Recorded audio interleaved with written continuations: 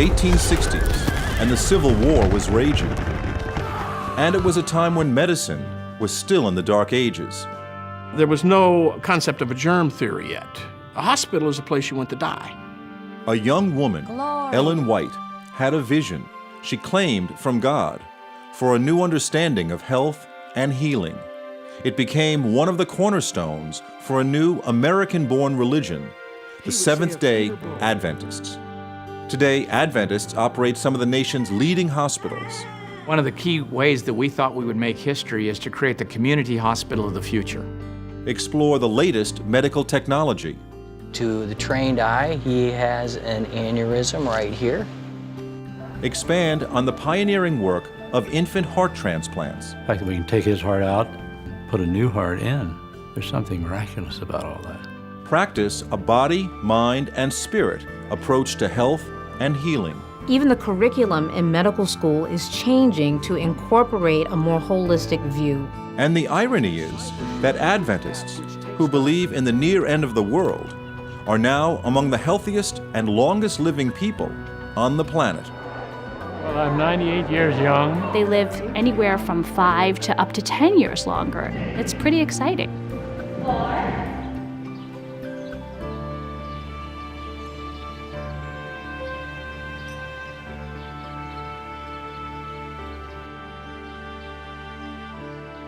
About 1 hour east of Los Angeles is Loma Linda, California.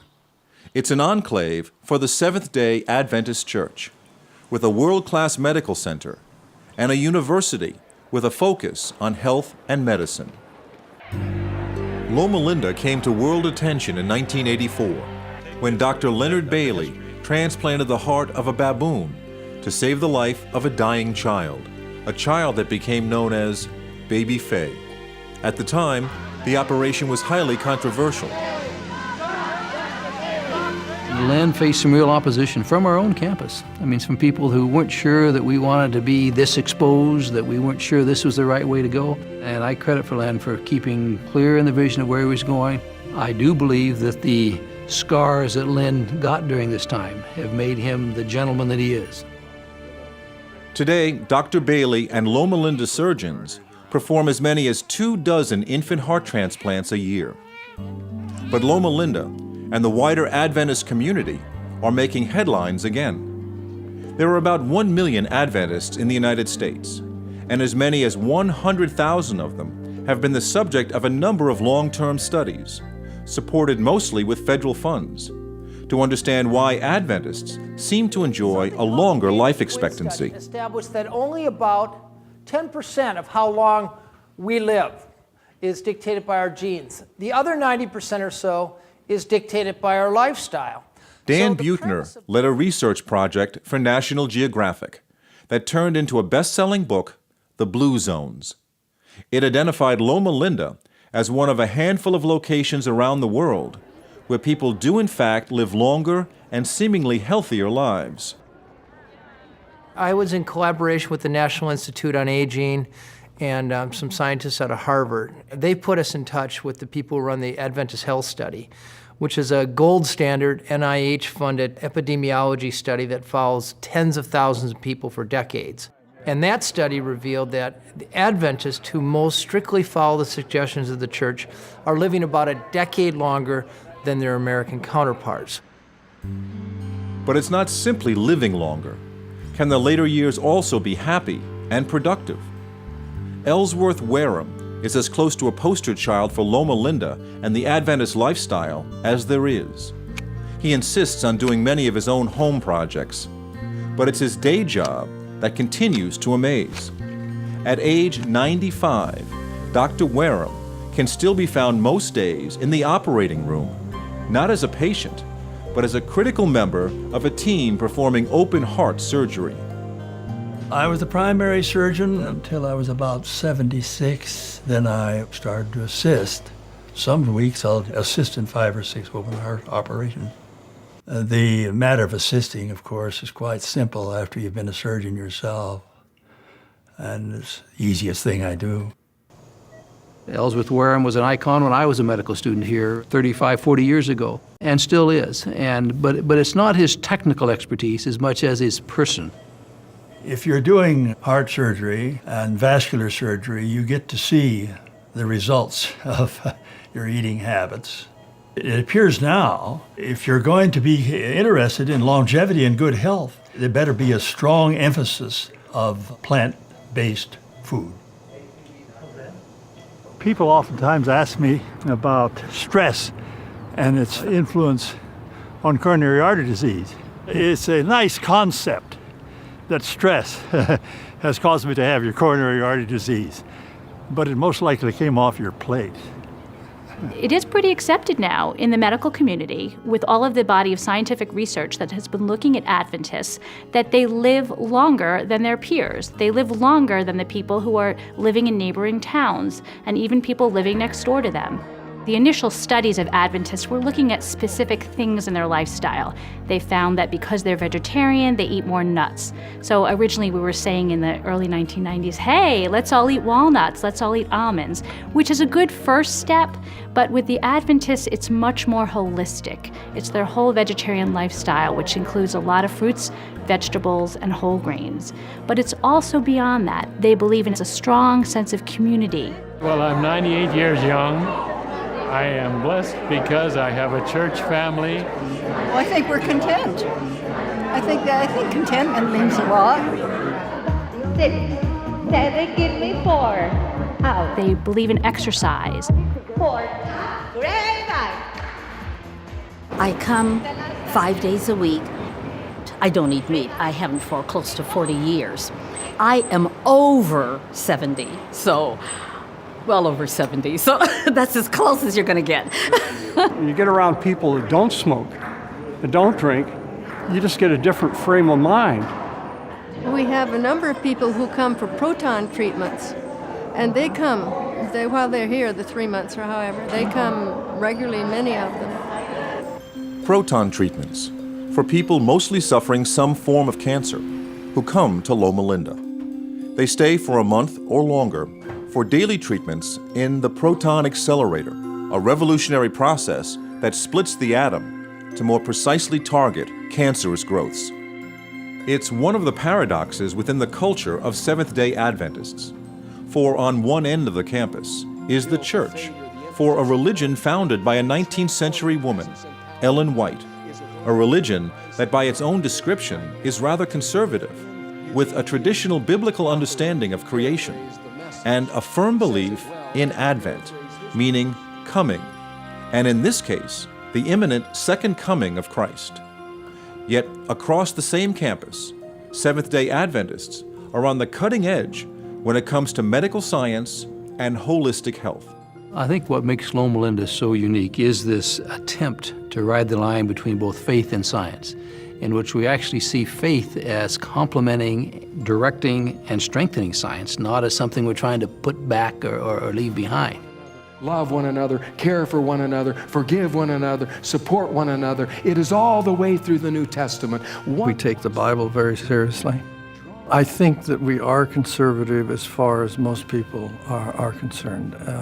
We have a lifestyle that is conservative, not as conservative as it once was. Most people, when they hear about Adventists, have the foggiest notion of what an Adventist is. I have to admit, I'm pretty ignorant about Seventh-day Adventist Church.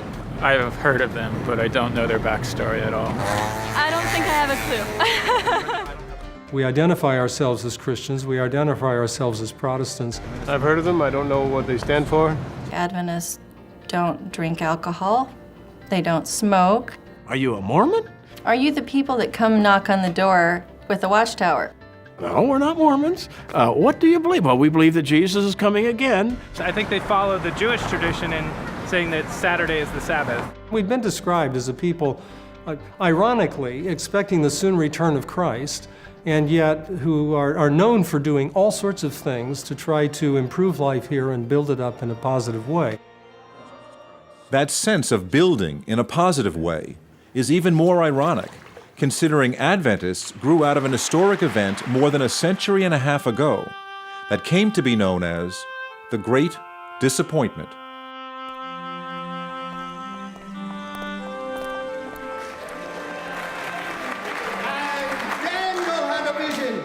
A vision from God. And he said, I was frightened and fell upon my face. But he said unto me, understand, O Son of Man, your wisdom belongs to the end of time. In the mid-19th century, a Baptist preacher, William Miller, traveled the country preaching that the second coming of Christ was close at hand. Tens of thousands believed he was right. The pivotal text that William Miller centered his apocalyptic lectures on was Daniel 8:14. Unto 2,300 days, and then shall the sanctuary be cleansed. Cleansed! And he thought the sanctuary was the earth, and it would be cleansed by the fires of the second coming. Miller's followers determined the cleansing would come on a single date, October 22nd, 1844. One of those who came to hear Miller speak was a young woman, Ellen White. And at that time, Ellen White, my great-grandmother, and the whole family went to hear him. They were all impressed. They were impressed by his sincerity, his knowledge of the Bible, his understanding of prophecy, and his ability to explain things clearly and succinctly. Described by the Holy Scriptures. Cleansing by fire. As October 22nd approached, true believers prepared to meet their God. Farmers abandoned their crops and livestock. Shop owners closed their businesses. Others simply threw away their money.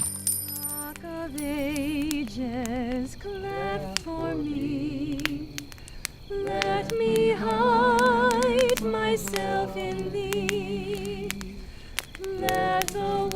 And that night people gathered and waited to be united with their God. From thy wounded side which flows.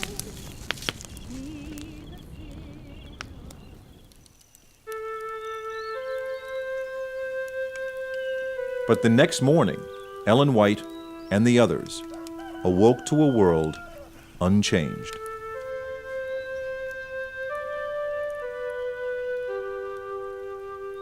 She believed with her whole heart that Jesus was coming. She writes in her own writings, I went home and I cried all night.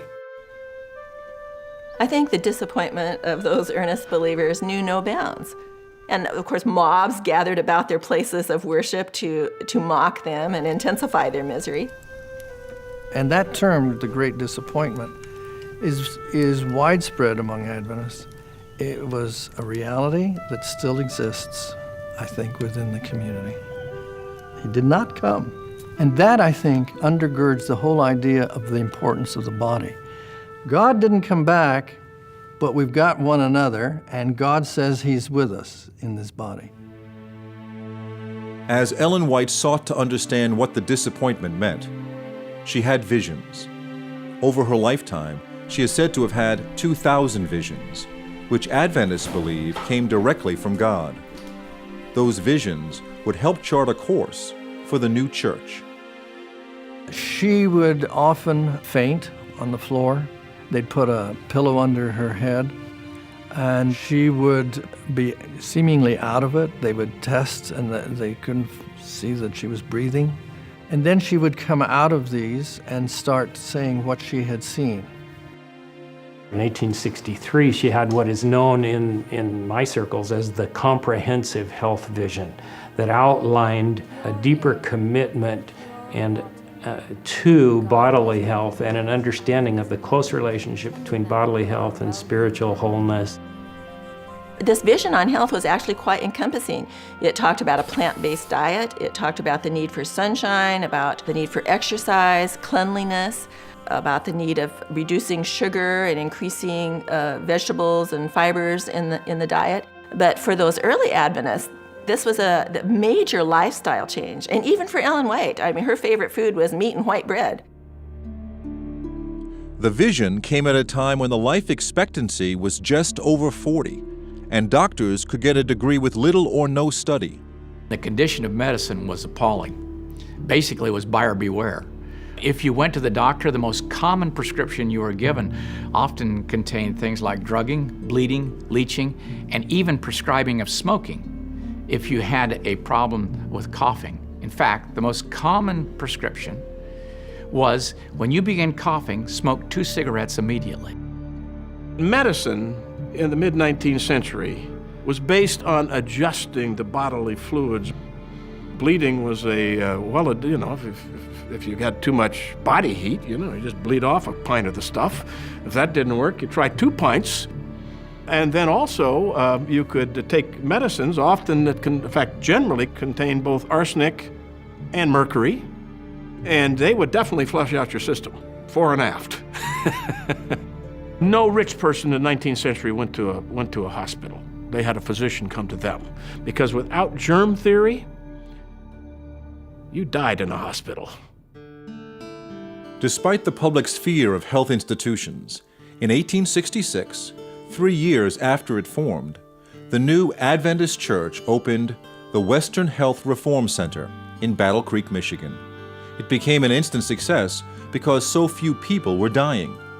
Soon, a brilliant young surgeon, John Harvey Kellogg, whose medical education was sponsored by Ellen White, became director. Kellogg changed the name to the Battle Creek Sanitarium, and over the next half-century built an empire around the evolving Adventist approach to medicine and healthy living.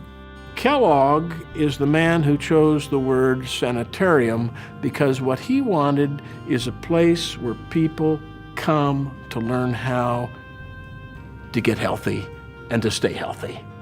People were getting fresh air, sunlight, patients who were taking walks, and he understood the benefit of the natural healing effects that were available in the environment, coupled the best of science with the best of what we can get naturally, and really did something that revolutionized care in his day. Through the years, Kellogg's reputation as an eccentric personality was only enhanced by his passion for new ways to harness nature for diet and health. He experimented with heat treatments and hydrotherapies. Scores of celebrities came to Battle Creek, including President William Howard Taft, King Edward, inventor Thomas Edison, pilot Amelia Earhart. Kellogg's Sanitarium was now the largest health institution in the world. These rich people came because they wanted to feel better. It was very pragmatic. We know that these Adventists can do what we can't get elsewhere. And this was a tremendous boon to the Adventist health work. Adventist sanitariums began springing up across the country. But when the great Battle Creek Sanitarium burned to the ground in the early part of the 20th century, Kellogg wanted to rebuild it on an even grander scale. A rift developed between the powerful Kellogg and church leaders. In the end, John Harvey Kellogg, who patented a process for making peanut butter, is credited with helping to inspire a national exercise movement, and who, with his brother, created a name synonymous with the breakfast food industry, broke from the church, but not before helping to put the Adventist approach to health and the creation of unique health facilities on the map. Florida Hospital admits 110,000 patients a year. We take care of over 1 million patients in our outpatient settings and in our emergency rooms. And we operate on 150,000 people a year. We have become the largest admitter in the United States, the hospital that admits more patients than any other in the U.S., and also America's largest provider of Medicare services. Florida Hospital is not one hospital, but a system of 7 campuses across Greater Orlando. The newest project is a 400-bed wing that overlooks a lake to combine the healing power of nature with state-of-the-art medicine. It's called Ginsburg Tower, named for a key benefactor. Knowing it's a Seventh-day Adventist hospital and that my own particular faith is Jewish, I wanted to be sure that when you walked in the door, you were walking into a building whose professionals are here to cure you, not to convert you. There are more cardiac procedures done in this hospital than any place in America. And I also assume someday I'll be having my own heart attack, and I want to be right here in this building. It's wonderful to have this hospital wing here. Hope to gosh you never need it as a patient. Very good. Hospital in America face one major problem. Nobody wants to go there. So how can you change the health of America if you're the last place people want to go and the first place they want to leave? It's just not a good way to go at things. And so we tried to create a place where we could heal the whole person throughout their whole life, both in sickness and in health. The idea of a hospital as a place in sickness and in health was built into the original design of one of Florida Hospital's most unique facilities, Celebration Health. Opened in the late 1990s, it's the health center for the community also known as Celebration. Originally designed by Disney as a model for the 21st century, Disney turned to the Adventists to partner with them in the creation and design for a new hospital. Embodied in the entire building, from the architecture, the feel of the place, is all about wellness. When you drive up to hospitals ordinarily, you feel sicker than you already felt when you were actually coming in. We wanted people to begin their healing experience or their health experience from the time they actually drove in. And so when you look at the building, you feel really more like you're in a spa versus being in a hospital. Just off the entrance, what they like to call the front stage, the focus is on staying healthy. There is a pool and a fitness center used by hospital patients, doctors, staff, and the wider community. But it's on the backstage where Celebration takes on the character of a traditional hospital. Here, the notion of community, central to most religions, is woven into the prescription for health care, as doctors often bring an entire team on morning rounds. We have a chaplain, we have a respiratory therapist, the dietary, physical therapy. It could vary between 10 to 15 to 20 people involved in the care. The team allows us to provide a more comprehensive care to the patient. We can harness the skill of different people. And the notion of community also plays a role in how patients advance their own recovery. This has all been scientifically shown that people do better when they're in a community. We have become more isolated with our technology, but yet being able to interact with people, especially people who have gone through similar experiences as your own, give you feelings of hope. Our transportation service will help you get into the vehicle so you don't have to stress out about that. I was hoping you'd say that. Yeah. Because I love my husband, but he's not exactly the most gentlest person. When you see somebody who's had more extensive work than you have, and they're working twice as hard and not getting anywhere near like where you're at, you'd be embarrassed to not do something about it.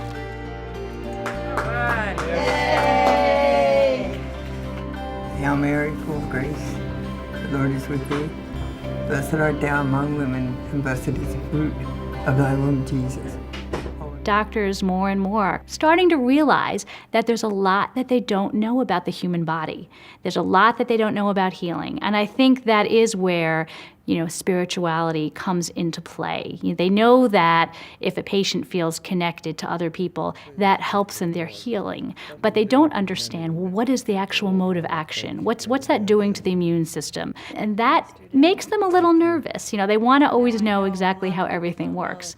Maybe it's okay just to know that what it does makes that person feel good, relieves their stress, and that's enough.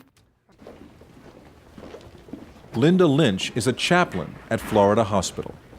In a system that believes in the connection between body, mind, and spirit, her domain is the spirit, primarily for women and infants. It means she works with many of the expectant mothers. I think one of my primary roles is to put them at ease, to come as a spokesperson for the hospital, and in my mind, more than a spokesperson for the hospital, a spokesperson for God. And so my presence, hopefully my manner, is just to lend to the beginning calm so that they can begin. Tonight, Yolanda Robinson is about to give birth to her third child.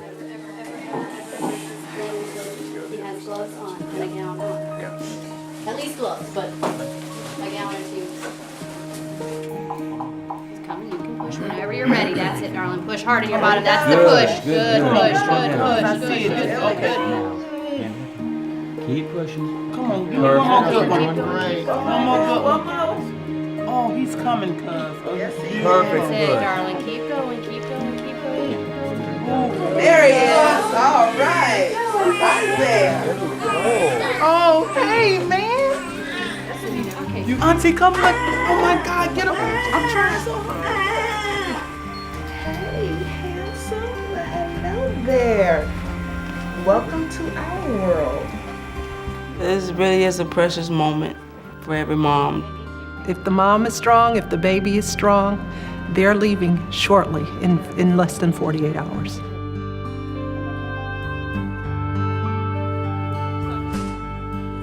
But some births are more complicated. Nikki Floyd broke her back in an accident while 40 weeks pregnant.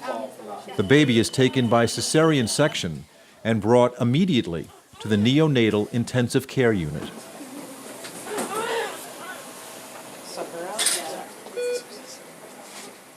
When any of us see suffering in a child, it calls forth from us questions about what it is to be human.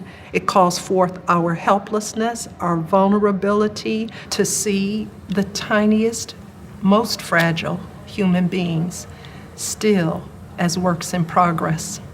1 pound, 2 pounds, 3 pounds. Very rarely do we have a baby in there that's regulation size that weighs 6 pounds or more. Oh, little feisty Missy. Everything good. Everything is beautiful. She's doing really good. Oh, praise the Lord. What a miracle. To see her father that way, to see how touched he was, how profoundly moved he was, to see his daughter for the first time, because this face has never been revealed on the planet before. To be privy to the most intimate moments of individual lives. It's always an astounding place, a place of wonder, body, mind, and spirit. You gonna wake up for your close-up? You gonna wake up? Wake up. Wake up. But sometimes those intimate moments can be very painful. A generation after baby Faye, Dr. Leonard Bailey oversees an intensive care unit where infants are waiting for heart transplants. While the procedure is never routine, the problem now is not expertise, but available donor hearts. So in the intensive care unit are both success stories and stories where the outcome is still uncertain, as 1 in 4 will die waiting for a donor heart. 7 years ago, Dr. Bailey transplanted the heart of Gael. Because of that operation, he is alive and well today. Someone changed my heart. Someone picked up your heart? Do you know who is the doctor changing your heart? The Dr. Bailey, yeah. Today, in an extraordinary turn of events, Dr. Bailey and his team will operate on Gael's 5-month-old brother, David, who is now in desperate need of a new heart, a heart that has yet to be found. And this particular baby has kind of reached the end of his rope. David has begun to die by degrees now, and unless we can extend his waitless time a little bit, I'm afraid we're going to lose him. Too many people say that this happened to us before. It's more easy, but isn't really. It's not more easy. Every day he fights for his life. He's a fighter. How do you hand your baby over and then turn around and walk away? This is the day that they may be saying goodbye to their baby. Early in the operation, they did almost lose baby David. He is right on the edge. When you saw your kid, your baby, is fighting every day for his life, he tried to tell me, please don't stop. Please don't be sad because I am fighting. We never give up. We never give up.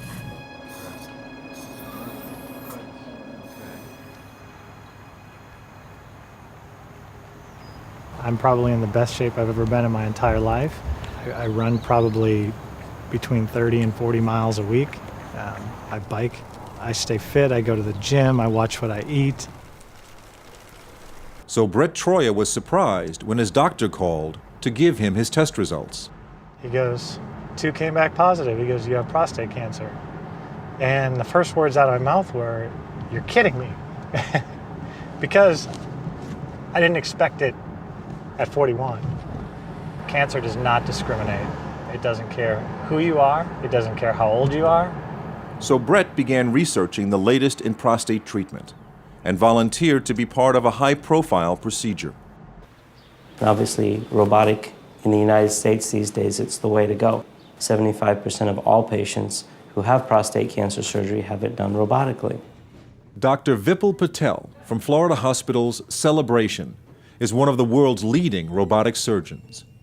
Today, the procedure he will perform on Brett Troyer will be viewed by 500 physicians at a conference center in Orlando and by doctors in Italy and Korea. I'm outside the operating room. My console is now outside. The team is inside, the patient's there. We have all our doctors, all our nurses. I find it much more relaxing, much more efficient to actually be outside. The key is really having better vision and having more dexterity in confined spaces. That was the problem with open surgery. It was very difficult to see the prostate. It was a bloody field, and it was very difficult to save the nerves responsible for continence, sexual function, and cure the cancer. So that was the question. Are we going to be replaced by these robots?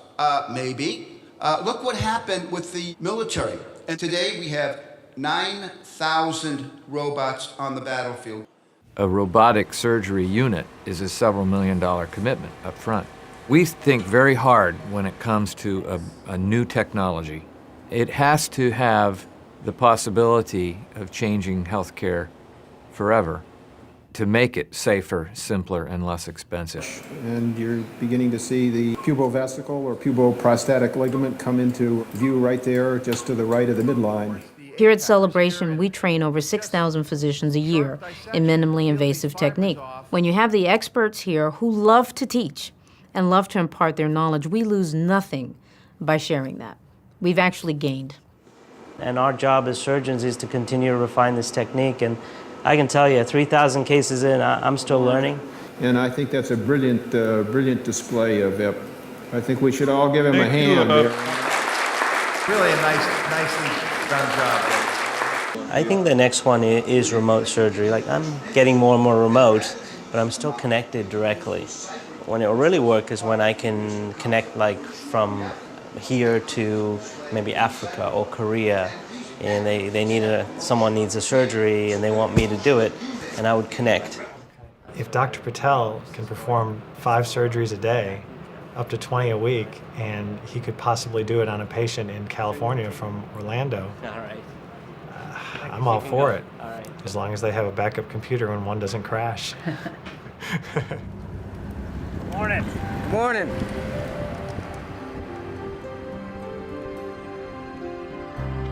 As you can see, we can go from skin, we can get some of the muscle, right down to the vascular system in the bones. And we'll cut the head off, and we'll lower him down like so. This area right here, we have an aneurysm, so we can click that on, make that our center point. We go ahead and hit cube view, and there's your aneurysm right here. Everything that I just showed you there, we did probably in less than 30 seconds. Normally I would take 6-7 hours and a couple of angiograms. And this patient's probably back at work or at home right now. Today, breakthroughs in medical technology take on many different forms. By combining a working knowledge of anatomy, computer software, and animation, Tom Krakis is able to provide doctors with a 3-dimensional, non-invasive way to detect and solve more complex problems. Your CAT scan, when it circles around you, it takes a slice out and turns it sideways, like a loaf of bread. We have multi-slice detectors on these scanners, so when it goes around once, it actually cuts you 64 times. The computerized technology allows us to render this 3D image. From a single workstation, Tom Krakis is able to post his discoveries on a computer network that serves the 6 hospitals and 50 locations that form the Adventist Kettering Health System around Dayton, Ohio. at the turn of the previous century, Charles F. Kettering was one of the most gifted inventors. He had more patents to his name than anyone else other than Thomas Edison. Innovation in technology is an integral part of what Charles F. Kettering was all about. He was always looking for answers to problems that technology could solve. This patient is about to benefit from advanced imaging. He has an aneurysm of the aorta that can be life-threatening. And if it suddenly ruptures, he's going to lose all of his blood into his belly in a matter of a few minutes. And more than half the time, he'll just die on the spot before he can get medical care. Well, the only way to treat this before we head to the angiography suite would be to just open him up and do a major surgery. That would have a large incision. It would take weeks, maybe months to recover from that. And if we can do this all through just a catheter, he could actually go home later today. That's pretty amazing. William, we're going to take a picture. I need you to not breathe. Hold very, very still. But before the procedure begins, Dr. Schwartz maps out his strategy with the use of 3D imagery. With the 3D modeling, it really helps us plan what to do with the patient, and a lot of times it can cut down on other procedures and unnecessary work. I have physicians that tell me when we do the 3Ds, they are excited because they can now be far more precise. And when you see them concentrating on that image, their foremost element of mind is you do no harm. Here's your diameter just beneath the renal. Save that. So what he's doing directly impacts the care of a patient and what decisions the physician's ultimately going to make about their care. We could be better than that. It's fun and you're helping people. It's great. The unfortunate thing about heart disease, and with the majority of patients I see, that this could be completely prevented with proper education and changes to lifestyle. When patients come in and I start talking to them about their lifestyle, at first when I go in and talk to them, the first thing I say to them is, I won't ask you to do anything I don't do myself. And they breathe a big sigh of relief, thinking, oh, that won't be so bad. And then I start telling them that I'm a vegetarian, and I run 6 miles at least 4 days a week. I don't smoke, I don't drink. For physicians, the technology and the rate of information is just so fast that it's almost impossible to keep up. And so if people ask me, do you want to choose someone who's very technically competent and very up-to-date, or someone who's compassionate, I say, I want both. Because if you're committed to the patient, you're going to read up on the latest technology and how you can provide that in a skilled way to the patient who needs that. You know, when you're a doctor, you touch people when they're hurting, and you have an audience that really needs hope and healing and good news, someone to care, someone to help them feel better. Anytime you touch a patient's life, it's sacred. Life is sacred. I think the work is sacred because the work takes as its fundamental premise this idea that every human being matters. Every human being is sacred, has rights to care, rights to compassion and generosity that human beings are capable of. Why do those rights exist? They exist because we believe that God regards every human being as having sacred value. On the other side of the Kettering campus is the church, where people gather for Saturday Sabbath worship. By embracing the seventh-day experience of the Sabbath, we exhibit our solidarity with the original testament of Scripture and with the heritage of the Hebrew people. So what happened was Adventists became convinced that the right day for Christians to keep was not Sunday, the first day of the week, but the seventh day of the week. Sabbath would be an affirmation of creation. God rested at the end of creation and that enjoyed and took delight in what he made. That means the world is good, it's valuable, it ought to be affirmed and cared for. God's plan of 24 hours of sacred time is absolutely necessary for the human to fully thrive. It is the common knowledge that we share that every week we will put things aside, differences, and come together. There's something special about that rest where you say, okay, I am free today not to do laundry, free not to go to work, not to clean the house. This is a day that we worship and then we celebrate with our families.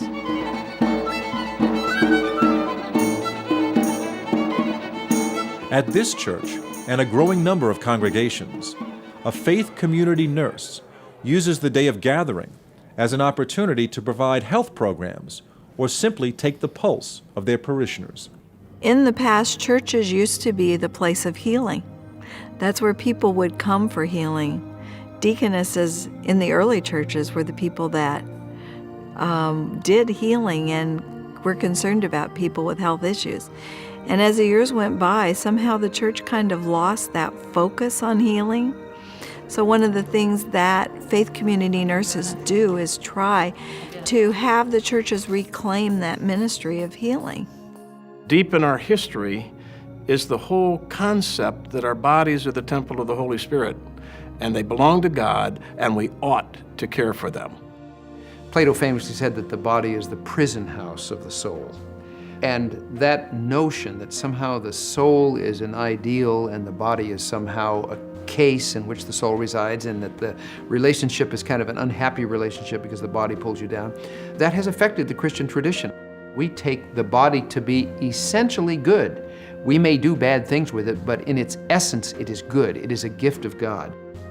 It may be related to another aspect of Adventist belief, and that is the fact that human beings are essentially physical. That is to say, there is no part of us, like a soul or a spirit, that lives independently from the body. So we are physical beings from beginning to end, and the future beyond death is a resurrection of the body. It's not an immortal soul that keeps on living. So once you've emphasized the body to that degree, then you begin to realize that taking care of the body is an extremely important thing to do. You had a birthday this month, didn't you? Yes, How old are you now? 91. 91. Okay. Are you on any blood pressure medication? No, No. Okay. you have to get older for that. Millie Mills is 92, and besides walking at least 3 miles a day, she has one more secret to a long life. I don't eat anything that has a mother. I think the Adventists are different when it comes to community in that this notion of a Saturday Sabbath sets them apart a little bit from everybody else. And because they're set apart, they tend to hang out more together. They tend to hang out with people with the same schedule and the same ideas. So this idea of eating a plant-based diet is reinforced. Ellen White also talked about that the diet that God gave Adam and Eve in Eden was the best. You didn't kill animals because there was no death. So you ate fruit, grains, nuts, and vegetables. Not much more than 4 decades ago, about 25% of Americans were overweight or obese. Now it's close to 70%. And most of that increase has been in the last 20 years.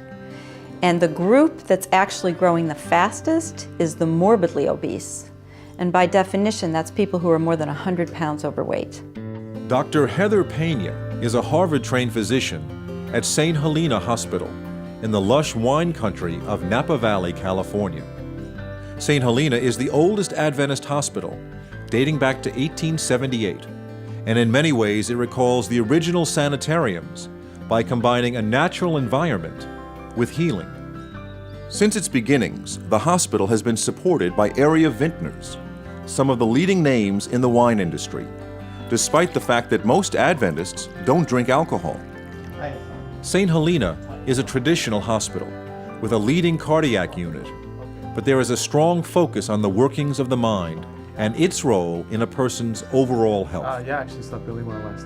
There is a 29-bed psychiatric unit and a center for health that offers residential programs to help people overcome weight problems, and a program to stop smoking that began in 1969 as one of the first of its kind in the nation. I probably started when I was about 12 years old, and now I'm 52, and it's, you know, I've had some medical issues where the light bulb has gone off, and it's time to quit. What's the most important risk factor that you can change and improve a person's chances of being healthier and living longer? It is to stop smoking. It is the #1 cause of avoidable death in this country. I usually show as a heavy smoker. Still. Yeah, still. The brain is interesting in that it repeats behaviors for which it gets a reward. So in my experience, people only are willing to change a behavior that gives them a reward when either life becomes so painful for them that they can't go on, or they know that they're risking heart attack, stroke, you name it. It says that you've tried quitting 10 or more times. I've tried a lot of times, yes.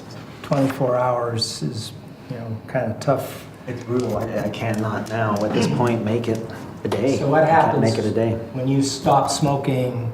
How soon do you start feeling uncomfortable? Immediately. It's very odd. Like There's that within- mind thing right away when I make that decision. More and more we're finding related to addictive types of behavior. There's a brain chemistry aspect to all of these that we're just now beginning to understand and to address. It's a myth that nicotine is harmful. Nicotine is what keeps people using tobacco because it's more addictive than any other substance known to mankind. But nicotine by itself has not been shown to cause medical diseases. It's all the other chemicals that lead to the cancer, emphysema, coronary artery disease, and strokes. Good, doing well. Your heart rate just reached the first target. Okay. So we achieved that. And your electrocardiogram looks great, so you're doing very well. Dr. Pena directs a weight control program called Transformation. Over 11 days of regular monitoring, lectures on diet and healthy eating, and exercise. People begin to make the changes in their lives that for many have become necessary. There are 5 things that if people do these 5 things, you can cut the risk of cancer by 70%. Cancer. And those 5 things are to exercise regularly, maintain your ideal weight, eat more fruits and vegetables, eat less red meat, and to not smoke. Now, what percentage of Americans do all 5? 3%. We need to focus much more on helping people accomplish those 5 goals. Will make huge impact on the health in the United States. I gained 50 pounds and had high cholesterol, high blood pressure, pre-diabetic, and I just wanted to get cleaned up. Literally gotten yourself.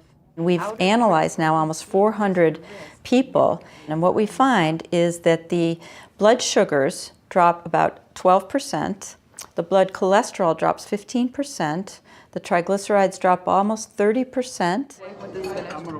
If you take the combination of how we've helped folks with many addictions, such as drugs, alcohol, smoking, even weight loss challenges, there's over 20,000 people that have come through our programs here.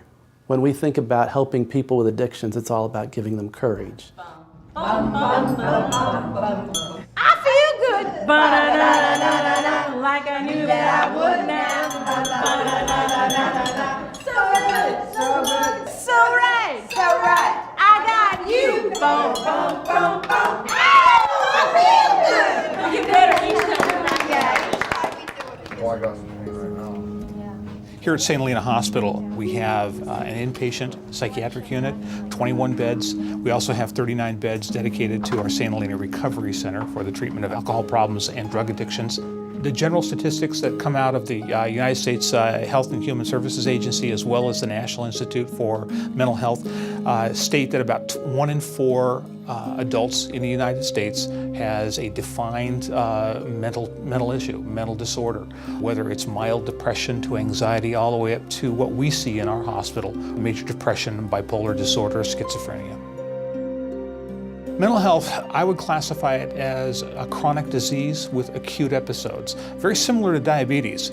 The mentally ill individual is coming into us with severe symptoms that we then manage on the inpatient unit, and then the expectation is that they'll work with their medications, that they'll go into therapy, they'll get additional supportive treatment in their communities to manage this chronic disease. there's still some feelings that there's a volitional aspect, there's a self-control aspect to mental illness. If the person would only pick themselves up by their bootstraps. And that's not it at all. These are really chemical reactions in the brain as an organ that are creating behaviors that folks have a hard time controlling on the outside. This is really a disease. Our goal is to get the person out of the hospital and back into a more normalized life. Treatment works.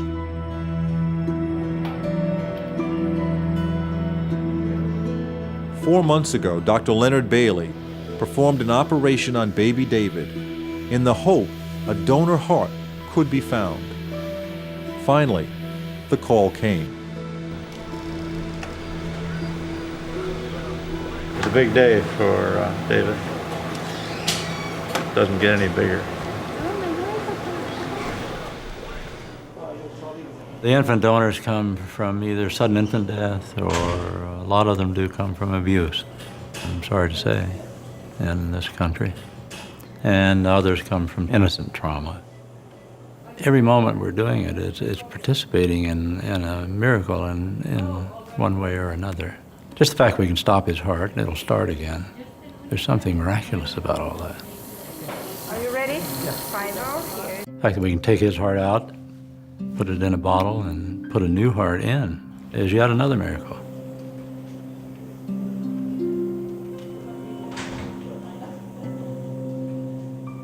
Mi copa está rebosando. Ciertamente el bien y la misericordia me seguirán todos los días de mi vida, y en la casa de Jehová moraré por largos días. You know, every time we read this psalm, because he talk about everything we feel now, but we just read and we just, you know, take it the smell, my baby smell. My baby smell, but that's it we try to do here. When we found our groove in that operating room each day, there's a sense of mission there that could only be described that way, I think. And the unique thing is that it has nothing to do with a specific religious belief. It's just sacred. So all the connections are done. They look fine. It's a good match. Well, that's what he needs, a good heart. But we would expect David to do extremely well when this is all said and done. I know David's own parents are very, very grateful for this opportunity.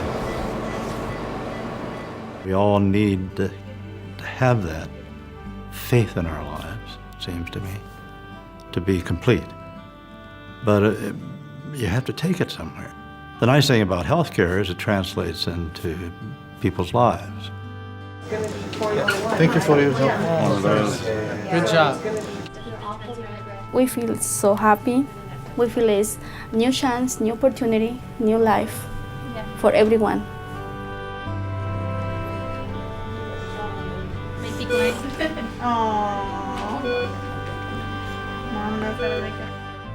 Religions nowadays really are trying to emphasize how important it is to stay healthy. I think there is that sense there that there's a higher responsibility. It's not just to self, it's to a higher being. When you see the body as a gift from God, and you take the responsibility we have as human beings to involve responsibility for the body, it has very revolutionary impact on how I see my day when I wake up in the morning. America is learning how costly it is to live life with disease. It's very expensive, not very much fun, and it diminishes the potential that people have. I want to be able to skydive when I'm 80 with my husband. Following health rules is not about some legalistic thing that's in the Bible. It's because we will feel better. Our relationships will be better if we're healthy. Welcome home, David. Let the party begin. Yo lo detengo. We try to share with everyone we know what happened in our life and the gift we have on our hands. Advent gives the future a kind of hope, of meaning, of possibility. It gives the future, in spite of all the other problems we may face, something to hope for and look forward to. Let us never give up. Ready! It's new. And it says never give up.